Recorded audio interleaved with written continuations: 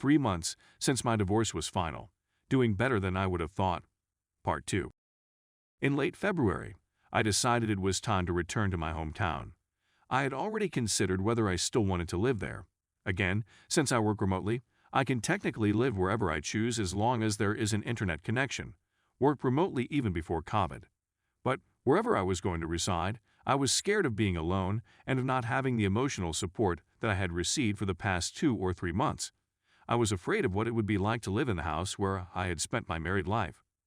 Would I burst into tears every time I drove by a location that brought back a memory? And there were many such locations and memories. This was a significant question. I made the decision that I would not let her or the circumstances deprive me of a location I loved. It would only be a haunted location if I allowed it to be thus. I knew it would be difficult. But I also knew that facing it straight on was the best way to cope with it. If I didn't confront it, it would always remain a haunting place. Finally, I said, F***ck that. This scenario will not make me a victim. As a result, I relocated closer to the lake where I like fishing. I'm just a few miles away from my previous house, where my ex still resides. What do you think? I'd gaff. That's what I mean. I'm a stoic to the core. Divorce support. You probably heard of it if you haven't before. If you want to learn more about it, Google it because I'm not going to go into detail about it other than to mention it's a nationwide faith-based divorce support organization. So, on the recommendation of others, I signed up for it. The woman in charge was kind enough, although she spoke a lot. The first, and only, Met I attended, there were 5 people in total. The lady who led it and her husband, myself, a woman with children going through a divorce, and a man with children going through a divorce. Oh, and I almost forgot to say that I don't have any children. Thank God, as this would have made my situation much more difficult. I'm not going to criticize the program. Many people claim it benefited them a lot, so I won't take anything away from that, and I'm pleased it did. However, I didn't think it was for me, and here's why. I left feeling worse than when I came in. It was pounded into us from the start that the next 6 months to a year of your life would be absolute torment. I'm paraphrasing, but that was the gist of it. In my perspective, I just do not enjoy terrible things being prophesied over my life. According to the Bible, the power of the mouth determines life and death. I had battled so hard for my mental health up to this point, with God's aid, that I was not going to let it be undone by people I didn't even know who were meant to be helping me. Yes, things were difficult, and I knew I'd still have to deal with some issues. I wasn't in denial. But I have a choice as well. I have the option of wallowing in despair or unhappiness for the next 6 to 12 months or more, or I may fight and move on. I'm not here to tell you that you can avoid grief and unpleasant feelings. You can't do it. That will strike you. You can, however, choose whether or not to allow it to entirely govern your life. You have the option of wallowing in the mud puddle or moving through it to the other side. I took the decision that I was not going to wallow in that filth, and I was not going to allow anybody to help me do so. Please understand that I am not implying that I ignored or repressed my emotions. No, I didn't. I let myself to feel, weep, and do anything I wanted. I still do on occasion, but I'm making progress. Now, back to the present. Move on and dating again. I'm not here to advise you whether you should start dating now or later. That's not my position. I feel that the proper timing is unique to each individual. As I had mentioned, I would not date until the divorce was finalized, citing moral grounds. But the fact is that even if I hadn't had my moral code, I still wasn't ready. Knew I wasn't ready, and didn't want to date before it was final, since I was an emotional disaster anyhow. For one reason, my self-esteem was shattered. Being cheated on does a number on the sufferer, evicting the soul. The one person you're supposed to be able to trust the most F***ck's you over in the most personal manner possible. It's as though if there's one thing we all agree on when we marry, it's loyalty. She did the one thing you don't do, and I had my own chances to cheat as well. I may have also justified it to myself, but I would never have done such a thing, and I never did. So yeah, I can declare that I am a better person than she is, and in the end, she saved me from a marriage to someone I couldn't trust. So there's that. Why would I want another 8 years of my life taken when I've already had 8 years stolen? Or how about 10, 20, or 30? As a result, the divorce was finalized in early March 2021. I'd barely been in my new apartment for a week or two. Even though we were legally finished, there remained a few loose ends to be wrapped up.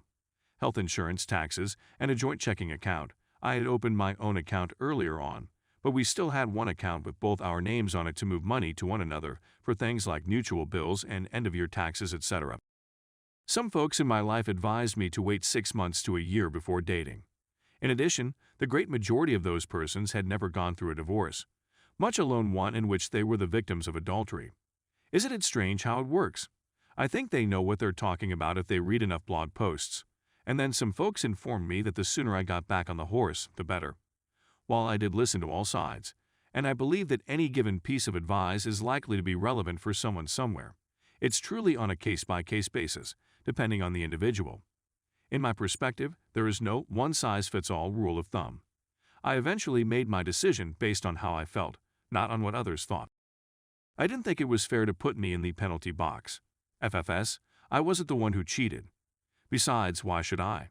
So I could allay some other people's fears. I knew I was intellectually honest enough to recognize whether I was really unprepared, since I knew I wasn't in January.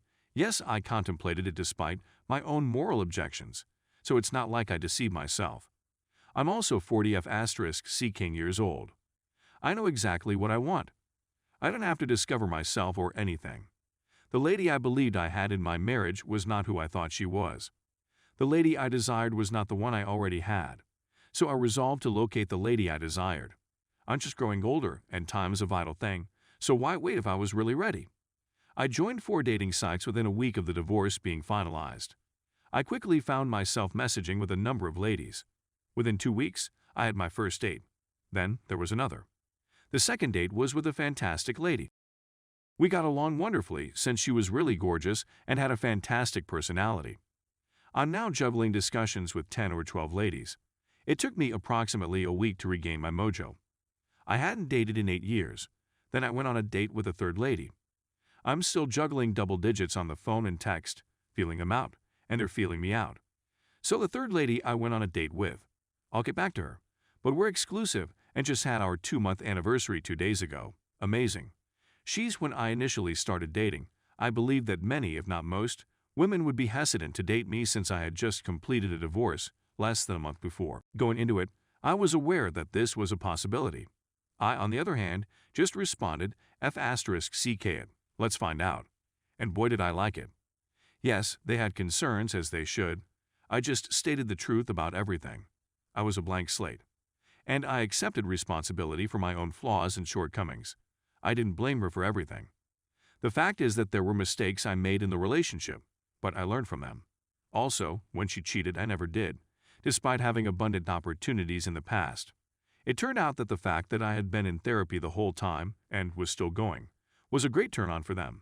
I can't tell you how many times I've heard, "That's awesome you're going to therapy. Most men would never do that."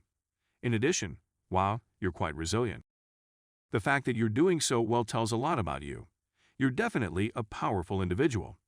These were things I heard on in-person dates as well as over texting. It didn't hurt that the ex and I had already been divorced for 3-4 months. Yes, the divorce wasn't finalized until March, but the separation began much earlier. I was able to claim once again that I remained loyal till the end, that I didn't even try to date till it was all over. This also earned me a lot of brownie points with the women. And even though my ex was up, I didn't take that as an excuse to lower myself to her level. Despite the terrible sins against me, I remained a class act the whole time.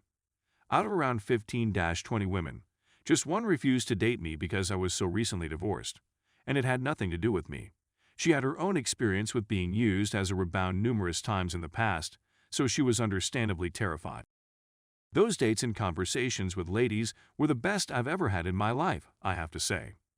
I'm not sure whether it was simply because I'd grown so much since I was in my early 30s or what, but I can say that on those occasions I felt more secure in myself. I'm still not sure why or how, particularly given what had transpired, but I have a notion. Essentially, the worst thing that could happen in a relationship actually happened to me. So what did I have to be afraid of? I'd already been through that, and I'm still here, right? And I'm here at this restaurant, eating dinner with this beautiful lady who is staring the living out of me, so why shouldn't I feel self-assured? It still baffles me to this day. When the alleged love of my life cheats on me, you'd think I'd be curled up in a fetal position, disgusted with myself and ready to die. Not that I hadn't felt that way at some point and for some time prior. But I was proving to myself that the adulterous, fire-breathing banshee from hell doesn't get to define who I am or what I'm worth. Except for myself and God, no one does.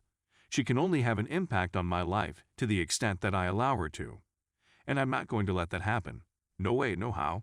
So, if you're worried that no one would want to date you so soon after a divorce, don't be so confident.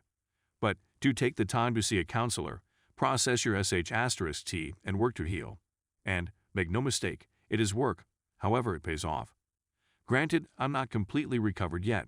Some things simply take time, but that would be a ludicrous assumption at this point anyhow. What I do know is that I am way more healed than many, if not most, others who have gone through comparable hell at this point in time. Again, I give credit to God, myself, and those who make up my support system, family and close friends. I trusted God and also did the work to speed up my healing. I wasn't a slacker. I did not just wait till I felt better. I did something to help myself feel better. So, by the end of the date with the third female, I was completely captivated. I went on another date or two with the second girl against the advice of a female buddy. I was astonished that I discovered someone with whom I thought I'd bonded better than the second. She would have been impossible to beat.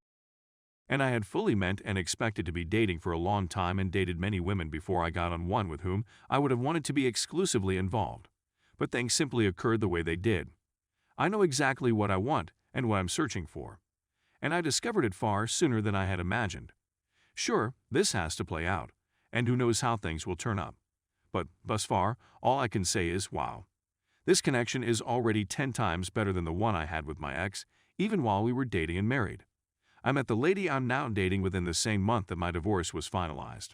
I'm still surprised it happened that way, but it did. And she's more attractive than my ex-wife. Lol. Stay tuned for next part.